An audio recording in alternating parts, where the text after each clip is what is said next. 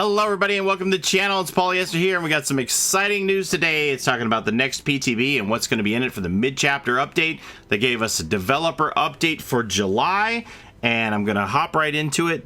Clicking the link here takes us right to the forums. I'll put the link in the description and the pinned first comment of the video if you want to go through and read this stuff yourself. But for now, we're just going to click on this and it takes us straight to the official Dead by Daylight Forums Developer Update July 2020, written up by Peanuts here. And it says, we're back with another developer update, a series of blog posts detailing various changes coming to Dead by Daylight in the near future. This time around, we're diving into everything chainsaw related, as well as some quality of life improvements coming to the game. The Cannibal update. In the 4.1.0 update, we've taken some time to revisit Leatherface, as well as some of his perks and add-ons. Base kit changes. First, the Cannibal's chainsaw now activates like the Hillbillies, rather than needing to be fully charged and then released.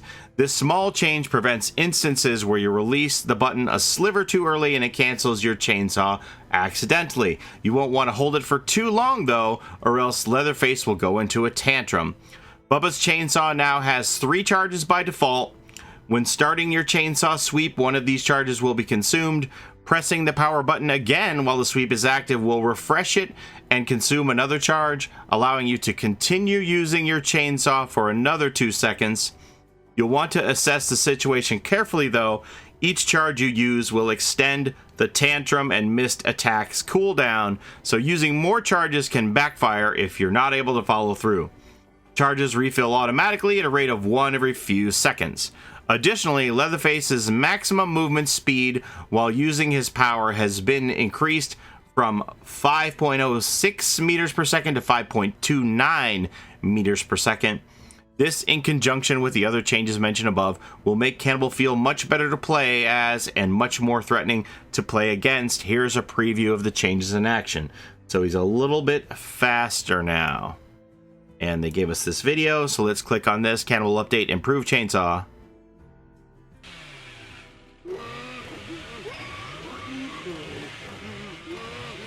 So that's showing us his speed, and then that's all 3 charges down then, I guess. Here he is in the basement where Bubba likes it.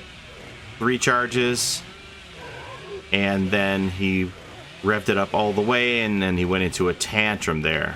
Okay, let's see this again.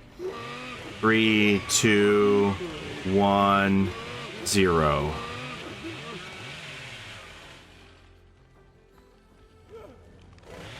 Oh, we're just on a loop here. How long is this? Looks like it's just looping.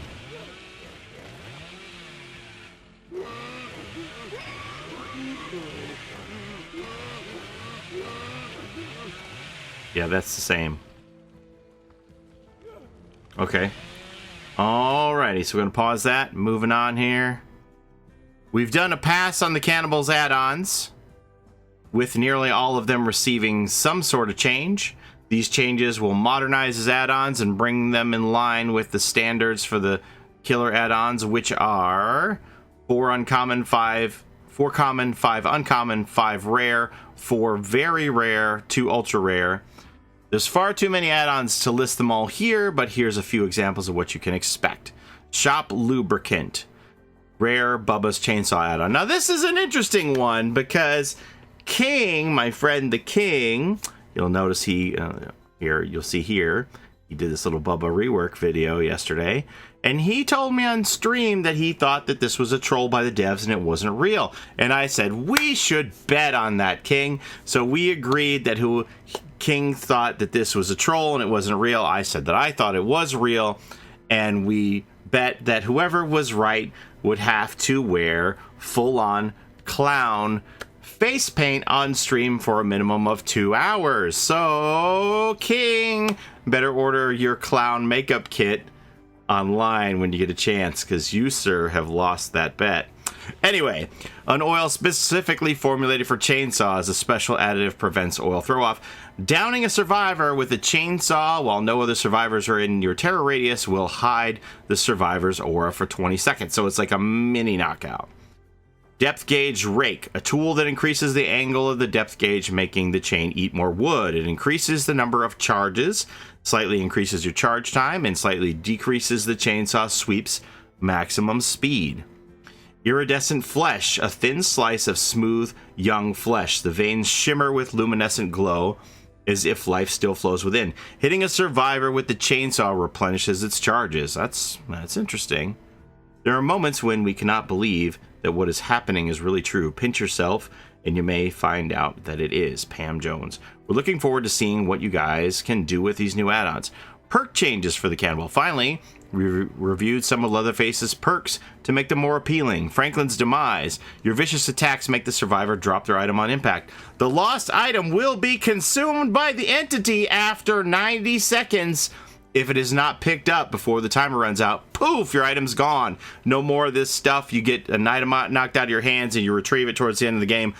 It's gone if you don't get it within, as few as 90 seconds, depending on what tier your Franklin's demise is, obviously. Reveal the aura of items on the ground within 32 meters in a white area. The aura of items fade to red until they are consumed by the entity. So it kind of gives you an idea of how close that item is to being consumed by the entity over that period of time. Knockout. Survivors put into the dying state by your basic attack are not revealed to other survivors when they're standing outside of as few as 16-meter range. Survivors put into the dying state by your basic attacks crawl 50% slower for 15 seconds, and during this time, survivors are affected by the blindness status effect. So if I'm on comms, I can't say, hey, I'm over here, turn left, turn right. Nope, I can't see the people when I'm down with knockout. So that's a buff for knockout for sure. Buff for Franklin's and for knockout. Now, moving on, the Hillbilly update. Keeping with the theme of everything chainsaws, the Hillbilly is also receiving some changes in this update. For the most part, we're happy with the way the Hillbilly performs. His power is very versatile, allowing him to quickly traverse the map, zone out survivors, and instantly down them. From a survivor's perspective, there is also a reasonable amount of counterplay, leading to interesting chases where the best player often comes out on top. Base kit changes. Given that we're already pretty happy with the way the Hillbilly performs, the changes to his base kit are minimal. We're not removing any of the options you have with his chainsaw, traversal, feathering, curving, etc. Instead, we want to focus on the skill-based gameplay and put an emphasis on using your chainsaw effectively, only adding a small drawback to misusing your chainsaw. In 4.1.0, the Hillbilly's chainsaw will now feature a new overheat mechanic. Revving the chainsaw will now cause it to accumulate heat, which can be seen both in the lower left corner, around the power icon, and on the chainsaw itself. Sprinting with the chainsaw will also cause it to heat up at a much lower rate. The heat will dissipate over time when the chainsaw is not being used. If the overheat meter fills up completely, it can no longer be used until it has completely cooled down. When this happens, it will cool down at an increased rate. If the chainsaw overheats as you're sprinting, your sprint will not be interrupted. The goals behind this change is to add a small drawback to misusing the chainsaw and to add a bit more depth to the chainsaw with resource management. Check out the overheat mechanic in action. Okay, we got another little video. I'm assuming this one's going to loop too.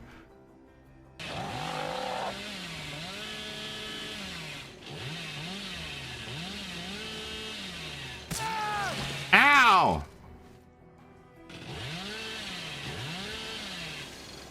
Oh wow, you can see, look at the engine getting red hot on the chainsaw. So that's your overheat there. And now it's cooling down. Is this Hillbilly's new little battle cry when he starts his sprint now? Ah!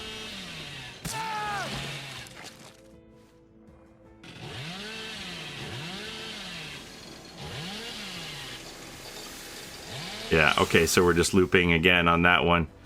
So, rewind. Pause that one. Here we go. Add-on changes. Like the Cannibal, we've done a pass on the Hillbillies add-ons and brought them up to date with the rest of the roster. Once again, we can't list all of them here, but we look forward to seeing what you can do with them. Dad's Boots. A pair of trusty boots pulled from the corpse of Max Thompson Sr. moderately increases your chainsaw sprint steering. Pig House Gloves. Rancid-smelling gloves soiled with unknown substances. Despite everything wrong with them, they do have thick fabric. moderately decreases the heat gained when starting to rev the chainsaw. So that's going to slow down your overheat. Low Pro chains. Light chains that decrease the weight of the chainsaw, allowing for greater maneuverability. Continue a chainsaw sprint after breaking a pallet. Survivors hit with the chainsaw are damaged for a single health state. Wow, so you could just sprint through a pallet, crack it, and still hit somebody? Can you do that with multiple pallets, I wonder? Like if you have multiple pallets down in a line and you're able to steer effectively, could you just go through sprinting and cracking all of those chains, all those pallets with the chainsaw? I want to see that one in action. That sounds interesting. Perk changes for the Hillbilly.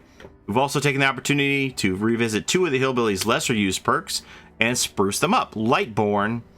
Unlike other beasts of the fog, you've adapted to light. You are immune to blindness caused by flashlight and firecrackers. Survivors that attempt blinding you have their aura revealed for as many as 10 seconds. So not only are you impervious to being blinded, but if someone blinds you, someone attempts to blind you, because they can't blind you, you're going to be able to see their aura for up to 10 seconds. That's pretty crazy for those flashlight savers out there. They're shaking in their boots. Tinkerer. When a generator is repaired to 70% progress, it triggers a loud noise notification and you're granted the undetectable status effect for 16 seconds. I'm not 100% up to snuff on this perk. I think it was like 80 or 85%, so I think the repair progress amount that is necessary to trigger this is lower. I could be wrong about that. Undetectable for up to 16 seconds. Tinkerer. Okay, so we got buffs on both of those. Now, server improvements. Currently, hits are handled on the killer's end. If they appear to be within range of a survivor, they will be able to hit them. In most cases, this works well. The killer is able to reliably hit survivors, and the survivors see roughly the same thing on their end with a small amount of latency. If a killer has a weak connection to the server, however, it can cause some strange-looking hits that appear to be out of range. Most notably at windows and pallets and windows. Yeah, I think we've all experienced that. During this upcoming player test build, we'll be testing server-side hit validation. Anytime the killer hits a survivor, the server will check and see if the hit was possible within a reasonable margin. If the survivor was too far to be hit, the hit is negated. To put it simply, if you have a stable connection, you won't notice any difference as the killer. Your hits will still appear instantaneously and should not be rejected. As a survivor, however, a killer with a weak connection should no longer be able to hit you from further away due to their high latency. Second, we'll be increasing the tick rate of our servers from 30 hertz to 60 hertz. Basically, this means that the server sends out information twice as frequently as before, so what you see as a result is more accurate. We'll be monitoring these changes closely over the course of the PTB before proceeding further, okay? Promo code system. Last but not least, a new promo code system will appear in the in-game store. This system is exactly as it sounds. It allows you to redeem a promo code for in-game goodies on any platform. That's pretty cool. Starting with the mid-chapter update, you'll notice a redeem code button in the featured page of the store. Clicking this button will bring up a menu where you can enter your promo code to unlock a reward. These rewards can be anything from clothing to blood points or even auric cells. Wow, I wonder what applications they're going to have for that. That sounds very interesting. Keep your eyes peeled once this system goes out. You'll have a chance to get some codes soon. Wow, so it's going to be like contests or participation things that they'll give out codes to people for stuff? That'd be neat. Hey, what if, like, participating in a PTB gave you a code and you could, like, spend more time in the PTB and there'd be something in it for you? That'd be interesting. This brings us to the end of the July 2020 developer update. All the changes and new features mentioned above will be available for testing in the player test build opening July 7th. Wow, it's like next week. We look forward to hearing what you think once you've had a chance to try them out, Dead by Daylight team. Excellent. Now, the only problem with this is because we had those cakes bugged, the event has been extended a week. So it was supposed to end on July 7th. But now the anniversary event is running to the 14th. So I don't know how much time people are going to want to spend on the PTB when they have another week that they can really maximize blood points in the game by using cakes. So we'll see. But I'll be there for the PTB July 7th, and we'll share all these changes with you and see what it's like. Looking forward to it. Very interesting. King, get your clown makeup. All right, thanks for watching, everybody. Have a great day. Take care of each other in and out of the fog, and we'll see you next time. Bye-bye.